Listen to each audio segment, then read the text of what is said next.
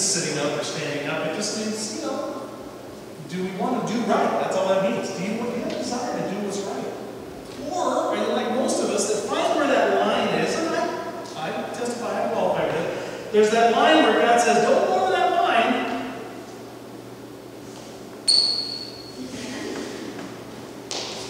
You know, nothing may happen in the first few, you know, but, you know, and we do that, don't we? We just, oh, dating is the best. You know, people always have students ask me, how far is too far to go on a date? Ever done something like that? I always say, well, if you have to get another tank of gas, you've gone too far. But you know, we tend to that. You know, we have a desire to be upright. Rather than how far can we go without getting in trouble, how upright can we be and be an example? True-heartedness. True-heartedness. Having a heart that's true. I know few people in life that really embrace this gift to me. People that are just, they're almost, we call them naive. You know, that is such a gift. It really isn't, I don't really consider myself fortunate to be cynical. I don't think it's like, you know, in fact, you know, I just saw a saying that said, you know, it's like, I'm not even going to try to be a pessimist. You probably wouldn't work anyway. That's a joke. Anyway, if a pessimist is pessimistic, boy, okay. But true happiness, just being pure, just having a desire to see that, you know, when things are pure, when things are good, when things are right. Paul talks about that. And non-hypocritical or divided affections. Non-hypocritical. What is the emblem of the theater? Think about it. There's a very famous emblem that comes out of Greek times. If you look at it and you think of theater, it's two things. And usually they're offset like this. And they're what? You can know? They're what? Sad face and happy face. You know what those are? Those masks? Those are called the masks of Hippocrates. Don't forget that. Mask of Hippocrates. Back in the Greek times when they would do theater, a lot of times they wouldn't talk, they wouldn't do any, you know, dialogue, but they would just put a mask on and act like what the mask was. That's what a hypocrite is. Mask of Hippocrates. That was a Greek theater guy. Mask would be put on a, put on a mask. Well, I'm putting on the mask because I'm a Christian today, but tomorrow I'm going to be going to school. Put on the school mask. A lot of us have a whole roll of masks that we put on. Put on the dating mask. Put on the cool mask. Put on the look how great I am mask. Put on the humble mask. We all put on masks, and and Jesus is saying, don't be hypocritical. Keep one mask. Just be who you are. Now that be who you are may have a lot of different variations in it, but don't be hypocritical. And then divided affections meaning, just like the rich young ruler, he had too much stuff to want to follow Jesus. Next one. With your soul. Wrong kind of soul. It's not the fish. Your emotions. Thou shalt put some feelings or warmth into your affections. That's kind of a weird way of saying, you love God, love Him. Well, we were just learning this morning at our church, one of the reasons I was late today, sorry, we changed the times of our services.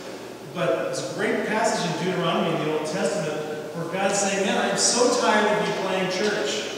I don't want your sacrifices. I don't want your incense. I want some action. Now, not just for action's sake, but he goes, you're trying to look a part, but you're not feeling and acting a part. So he goes, I want you should listen feeling,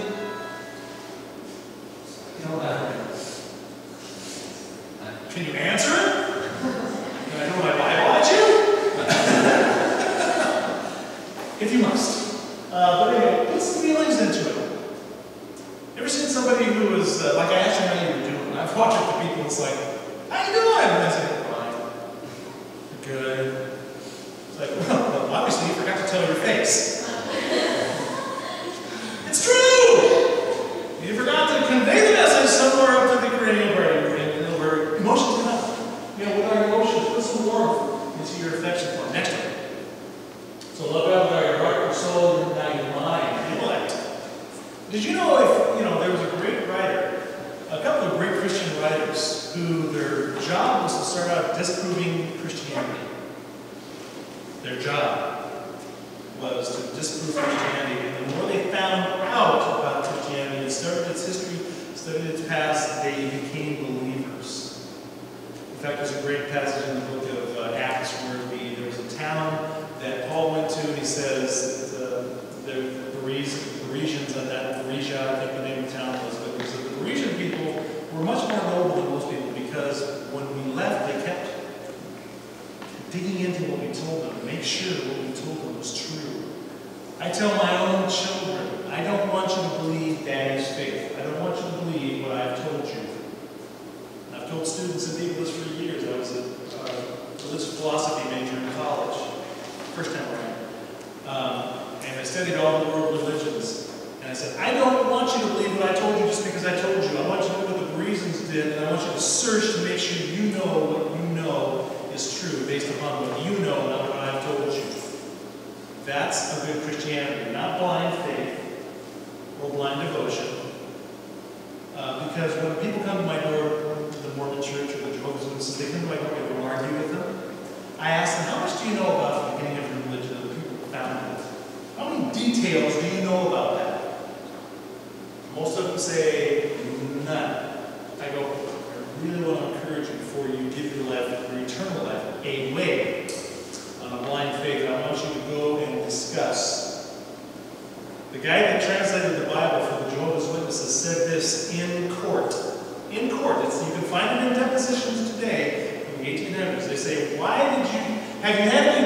when you changed the Bible, have you had any Greek or Latin or any Hebrew? He goes, no.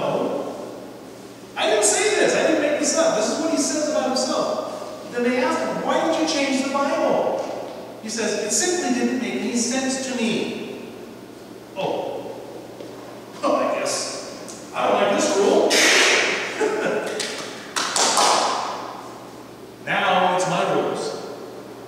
If you're going to love God with your mind, and most of you guys are pretty brilliant, because I know you all have an answer to that 633 times what equals 2. I know you all have that answer. But use your minds. And then finally he says this. With all your strength. If you're going to do it, do it. Don't do it half-heartedly. Do it with all of your... Another translation of strength is with all your might. With all your fortitude. There was a great Christian artist back in the 70s and 80s. His name was Keith Green. Have you guys ever know anything about it?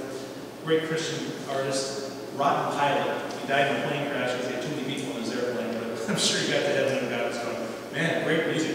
Crappy pilot. You know, like 13 people in a Cessna. You know, you can't put 13 people in a Cessna and live.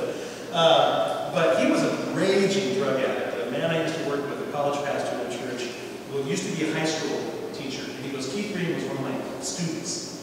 He goes, this dude was so hardcore bad. He did anything and everything he could. Coming out of the late 60s into the 70s with the drug culture, this guy tried every kind of drug, every kind of illicit behavior you could possibly imagine. This was Keith Green, one of probably the most prolific. You ask any of the Christian artists that we do songs with today who Keith Green is, and they would all say, you know, just an amazing man. But he said this, he goes, I served Satan with everything I had for all of my life until I was about 20 years of age. He said, now I will serve God with the same veracity and the same strength and the same might I serve Satan. Why not? That would be my challenge to us today. Love God with all your heart, with all of your soul, with all of your mind, with all of your strength.